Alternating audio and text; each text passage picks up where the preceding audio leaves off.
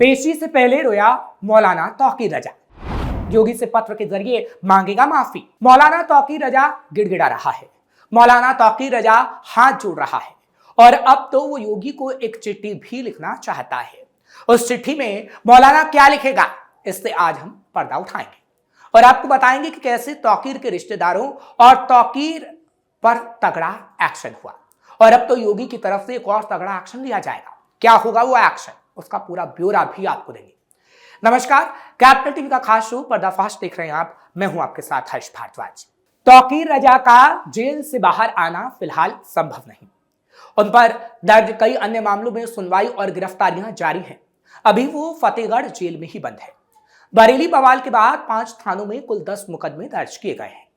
शुरुआती जांच में इनमें से 7 मामलों में तौकीर रजा को नामजद किया गया था। बाद में शेष 3 मामलों में भी उसकी भूमिका पाए जाने पर उसका नाम आगे बढ़ा दिया गया। अब तक 10 में से 4 मामलों में सुनवाई हो चुकी है और अब 9 दिसंबर को सुनवाई होगी। लेकिन सूत्रों के हवाले से खबर है कि तौकीर अब काफी घबराया हुआ है।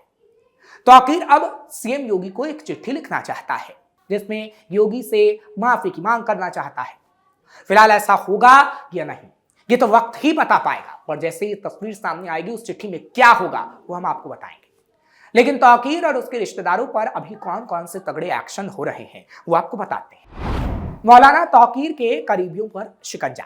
वहीं बरेली में बवाल के आरोपी मौलाना तौकीर रजा के 2 और करीबियों पर शिकंजा कसने की तैयारी है।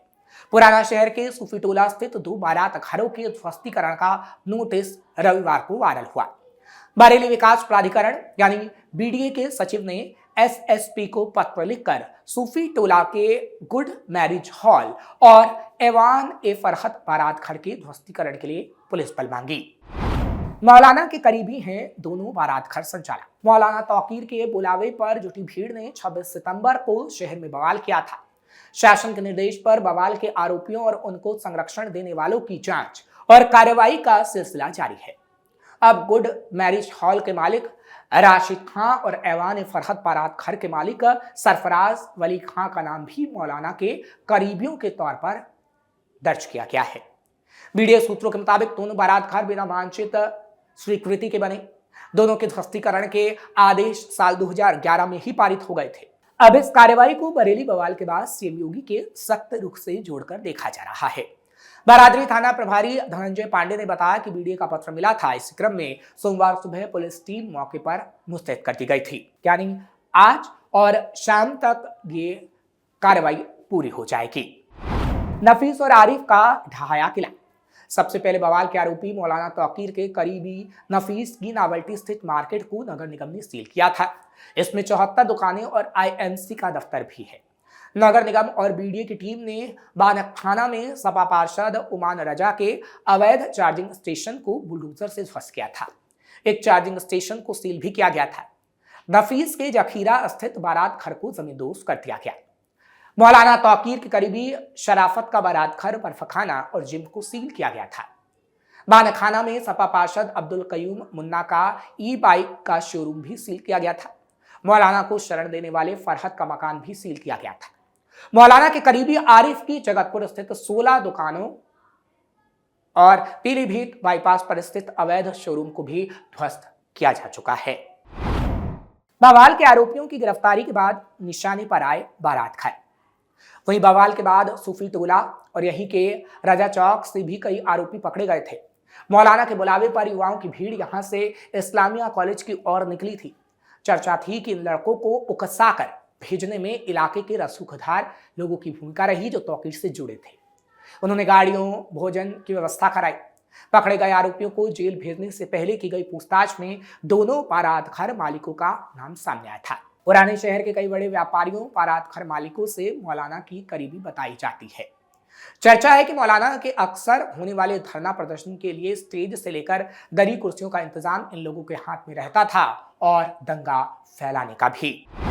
आई लव मोहम्मद पोस्टर विवाद से भड़का था मामला।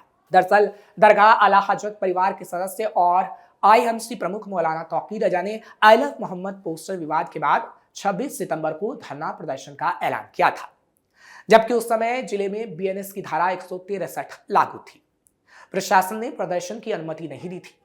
लेकिन इसके बावजूद तौकीर रजा ने वीडियो जारी कर पुलिस और सरकार को चुनौती दी थी कि धरना हर हाल में होगा। उन्होंने कहा था, अगर हमारे लोगों को रोका गया तो जिम्मेदार पुलिस प्रशासन ही होगा। नमाज के बाद भड़की हिंसा, पुलिस पर पेट्रोल बम और फायरिंग। 26 सितंबर को जुमा की नमाज के बाद शहर में कई इलाकों में हजारों लोगों की भीड़ जमा हो गई। भीड़ ने पुलिस कर्मियों से धक्का मुक्की शुरू कर दी और इस्लामिया ग्राउंड की ओर कूच करने की कोशिश की। पुलिस के रोकने के बावजूद भीड़ ने पथराव किया।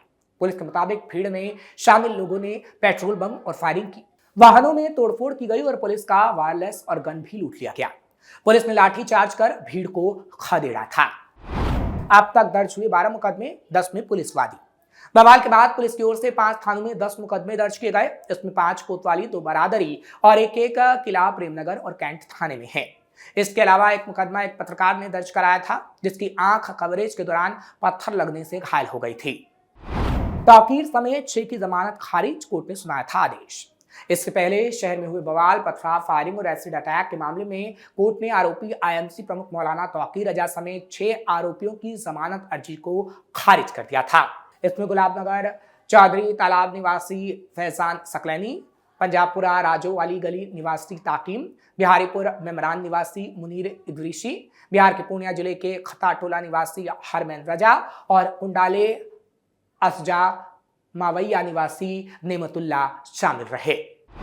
खलीद तिराहे से शुरू होकर शहर भर में फैला बवाल। आपको जानकारी दे देते हैं कि 26 सितंबर की वो तारीख थी जब खलीद तिराहे पर नमाज के बाद भीड़ ने नारेबाजी की और सर तन से जुदा जैसे नारे लगाए। पुलिस से धक्का मुक्की के बाद पथराव और पेट्रोल बम से हमला हुआ। इसके बाद नौमहला मस्जिद, कोतवाली, एसपी सिटी ऑफिस, नावेल्टी चौराहा, आजमनगर और श्यामगंज इलाके में भी हिंसा फैल गई। चार्जशीट की तैयारी शुरू, रिहाई अभी मुश्किल। तौकीर रजा पर दंगा भड़काने, उकसावे, वीडियो वायरल कर प्रशासन को धमकाने और हत्या की साजिश जैसे गंभीर धाराओं में केस दर्ज है। उनके वकील सुनील सक्सेना के मुताबिक जिन धाराओं में मुकदमे दर्ज हैं उनमें 6 महीने के भीतर जमानत मिलना बेहद कठिन है। एनएसए की कार्रवाई लागू हुई तो कम से कम 1 साल तक रिहाई की कोई संभावना नहीं। करीबी नेता भी जेल में, 250 करोड़ की संपत्ति पर एक्शन। जैसा कि हमने आपको बताया कि कैसे तौकीर के करीबी इस वक्त जेल में हैं। इनमें राष्ट्रीय महासचिव और प्रवक्ता डॉक्टर नफीस, पूर्व जिला अध्यक्ष नदीम फरहत, मीडिया प्रभारी मुनीर इदरीशी, अनीस सकलैनी और साजिद शामिल हैं।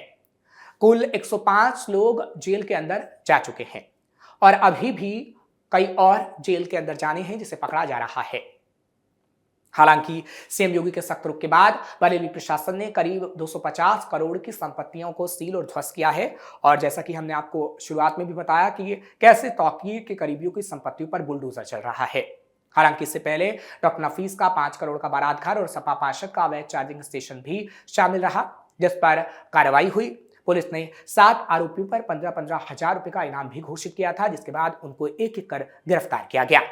फिलहाल ये कहा जा रहा है कि अब जब मौलाना तौकीर रजा के पास कोई चारा नहीं रह गया है और मौलाना तौकीर रजा अपनी रिहाई के लिए कुछ नहीं कर पा रहा है, यानी उसके वकील ने भी दम लगा लिया लेकिन उसकी रिहाई अब संभव नहीं है, इसलिए अब योगी आदित्यनाथ को एक चिट्ठी लिखना चाहता है।